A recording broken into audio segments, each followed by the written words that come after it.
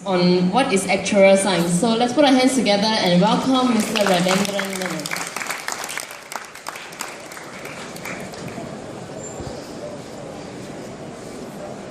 Hello everyone. First of all, it's good to see so many of you here. And before anything else,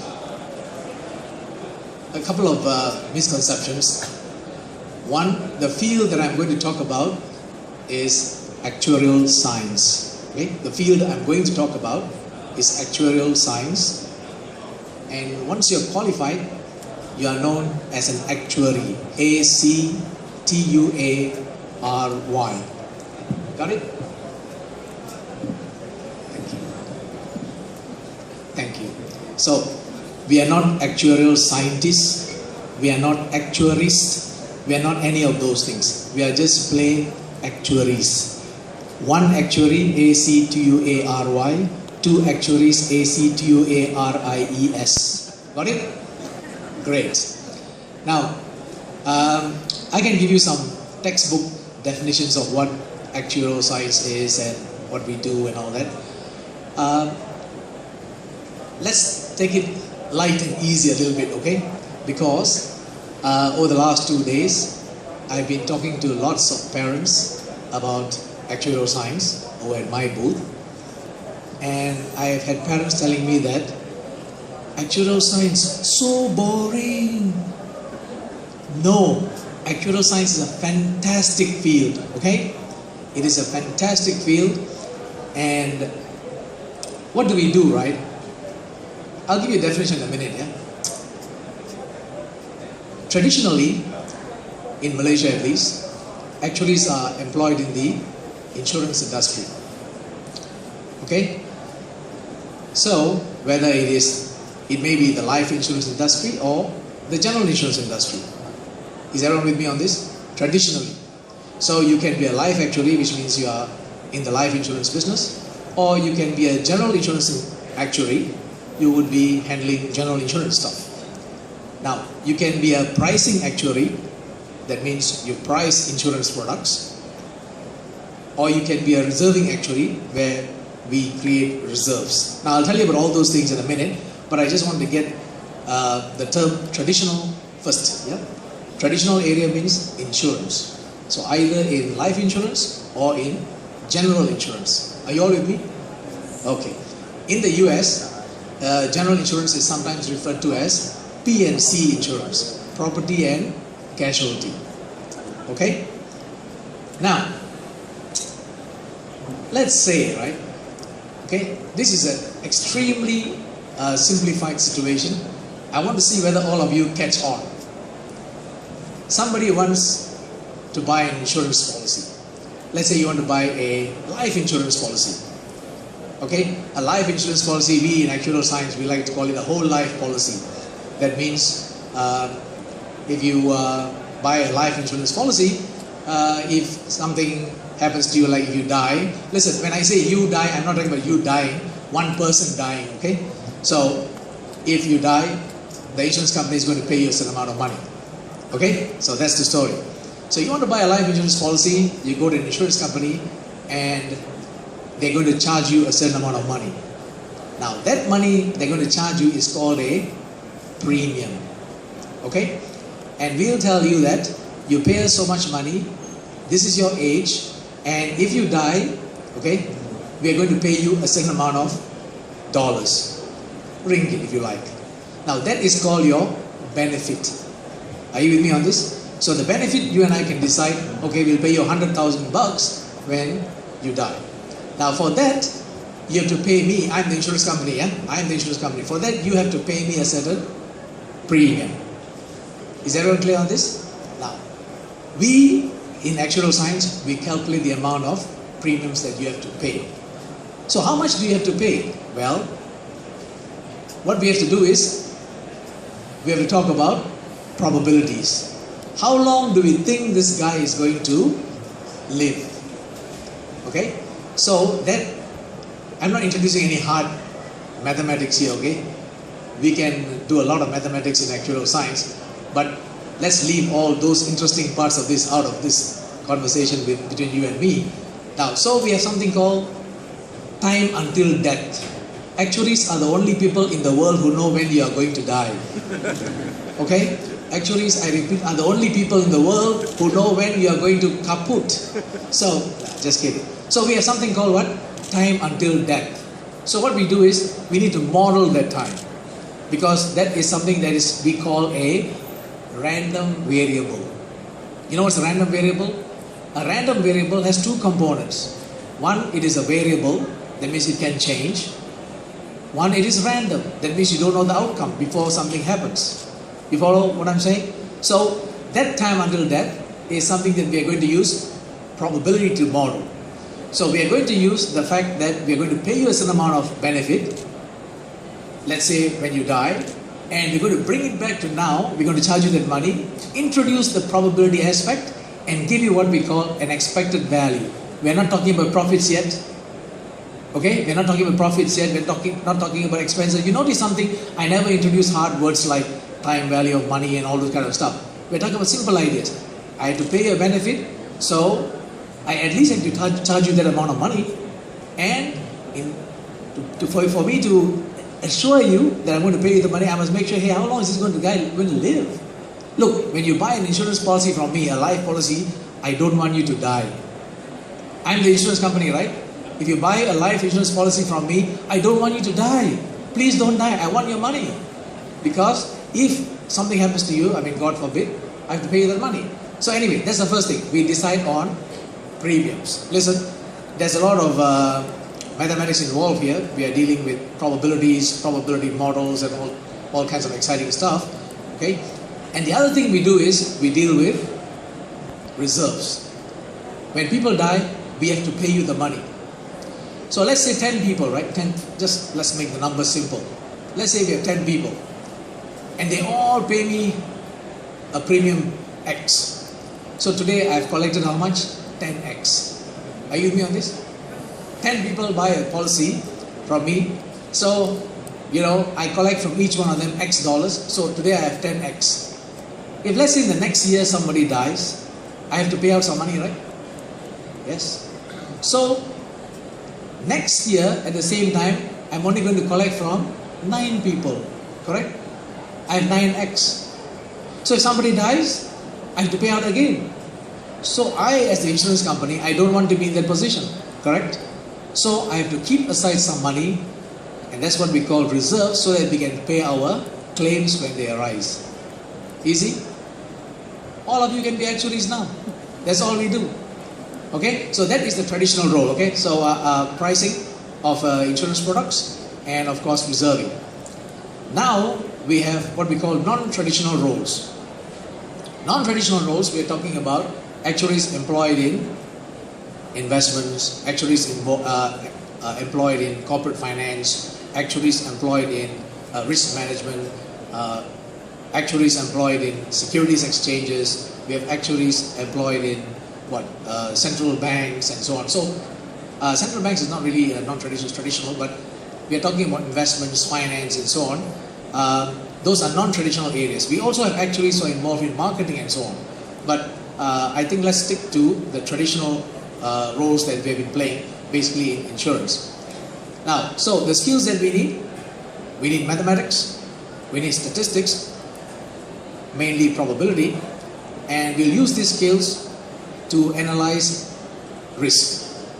That is a standard definition you will find in many textbooks. I try not to go into that. I just wanted to tell you, hey, what we actually do for a living. Yeah. Now, risk is something that, when we talk about risk, right, we talk about uncertain outcomes. Are you with me on this? If you are facing a risk, basically we're talking about uncertain outcomes.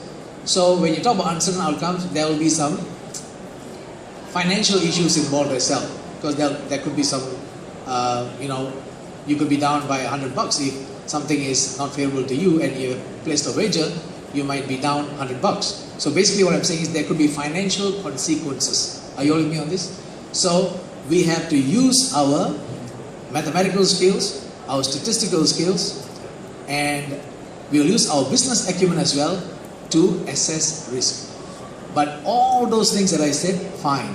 But if you had caught on to the first two ideas, we work out how much premiums we're going to charge our policyholders, number one, and basically we work out how much of reserves we need to keep so that we can pay our claims. You have caught on to the role of a traditional insurance actuary. All okay with this? Nowadays, we find that actuaries are employed, let's say, in quantitative finance areas. That means if you are going to take the American exams, I'm coming to that in a minute. If you take the American exams to become an actuary, they have a pathway for quantitative finance. In quantitative finance, we spend a lot of time studying derivatives. So let me finish the main bulk of my talk first, telling you how to become an actuary, before I come back to that and tell you some more interesting things. Yeah?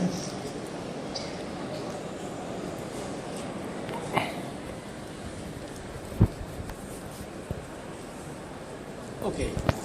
How do you become an actuary? Basically, you want to attain fellowship with one, the Society of Actuaries, or the Casualty Actuarial Society, or the Institute of Actuaries, or the Institute of Actuaries Australia. Now, normally when people refer to the Institute of Actuaries, we're talking about England. Okay, England. So the American exams will qualify you as a fellow of the Society of Actuaries. Now, if you are into property and casualty, that means if you are into general insurance, they will take the PNC exams and you qualify as a fellow of the Casualty Actuarial Society, also US based. Now, the British exams, you become a fellow of the Institute of Actuaries. And of course, we have a similar Institute of Actuaries in Australia. Next, to become an FSA, let me just use the letters, yeah? FSA, FCAS. To become an FSA, let's say we are starting off after SPM. Okay? What you can do, you can actually go ahead and do the A-level exams, okay? Do the A-level exams, or some pre-university exams, and then get into an American degree program. I'm talking about American degree program in America, okay? The local programs, I think you have seen quite a few outside as well. I'll tell you briefly about that in a minute, yeah? I'm talking about American degree programs in America. So you can do your A-levels and then apply to do an American degree program in America, or you can enter one of the American degree programs here and then move on to the States. I'll repeat, when I talk about American degree program, I'm talking about working towards a degree in actuarial science. Did you hear that? We are working towards a degree in actuarial science. Sorry, I love what I do, okay? So I'm very passionate about this. It is actuarial science. It's not anything else, okay? Now, having obtained a degree in actuarial science, what's the sad part? The American system, you need to take professional exams. That's the difficult part, okay? Getting a degree in actuarial science, that's easy, okay? Getting a degree in actuarial science, that's easy. But what will be a challenging task would be to pass the Society of Actuaries exams. I'm talking about the FSA first. You have a series of preliminary exams. You deal with probability, we talk about financial maths, we talk about life contingencies, we talk about risk theory, survival, data analysis, and all that kind of exciting stuff in the preliminary exams. And then you become what they call an ASA after you attend a course in the US. Okay? That's an associate of the Society of Actuaries. That's not enough. That's not enough, okay? Now after that, you have to take the fellowship exams where you can choose your track. Whether you want to be a life actuary or a retirement benefits actuary, or you want to become a quantitative finance actuary, you can go ahead and choose your track, finish the exams, and you become a full-fledged actuary. Okay? Now, I'm going to talk about the FIA and the FIA together. I like these qualifications, yeah? FIA and FIA. Why? Because if you go to an accredited university in England or in Australia, I repeat, if you go to an accredited university, whether in England or in Australia, you get exemptions from the professional exams. So many those accredited universities, yeah, many of those accredited universities, they will give you up to 8 exemptions. And after that, you need to take about, I repeat, on the average, about 4 or 5 exams, and you are done. So that's the advantage if you are doing the FIA, taking the FIA route or the FIAA route. Listen, the FIAA is as good as the FIA. Okay, is as good. So the exams are of similar standards. Like I said, the best thing about this is you get exemptions. If you go to an accredited university, I'll give you some of the names in a few minutes, yeah? Okay, if you are keen, these are some of the universities in the US that offer fantastic actuarial science programs. So if you're keen, right, you can take a picture of it. But these are not arranged in any specific order. I wrote down Georgia State University, number 1, because that's where I studied. Okay, and so there are many good universities. Yeah? You can, what you can do, I'll give you some websites in a minute. When you go back home, you can go to the website, the Society of Actuaries website, and they have got a whole list of universities that offer fantastic actuarial programs. I want to say this, yeah, an actuarial program, right, in any university is defined by the faculty. What does that mean? It's defined by the people who are teaching on the program. So you want to go to a university where the people are all qualified actuaries who are PhDs, who have worked in the insurance industry, who have got lots of years of experience, and those are the people that you want to learn it from. One of the top schools, well, some of the top schools are here, like, you know, Georgia State, University of Wisconsin, University of Texas at Austin, and so on. In America, there are quite a few schools. Okay, in Canada, also we have a fair number of schools, and University of Waterloo being pretty good, yeah. Okay, Professor Tan Keng Seng, who is from Malaysia, he is one of the professors in University of Waterloo, and if you need to, you know, write to him and ask him a few things, you can do so. Okay. Okay. I'm almost done. British universities, we have the London School of Economics. Okay, and then we have Queen's University in Belfast. Excuse me. We have City University in London. Heriot Watt. Okay, Heriot Watt in Scotland. And then we have some of the other universities. University of Leicester, that you see right on top, has a distance learning program as well. Okay? And then we have universities in Australia. We start with Australian National University, ANU, in Canberra. Then we have Curtin University, Melbourne University, Monash University, UNSW, University of New South Wales, and so on.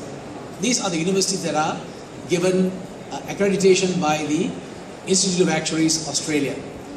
So, if you are going to England or Australia to do actuarial science, go to the accredited universities so you can get all the exemptions. If you get 70% at least and above. Okay? You cannot get 40%, right, and expect to get an exemption.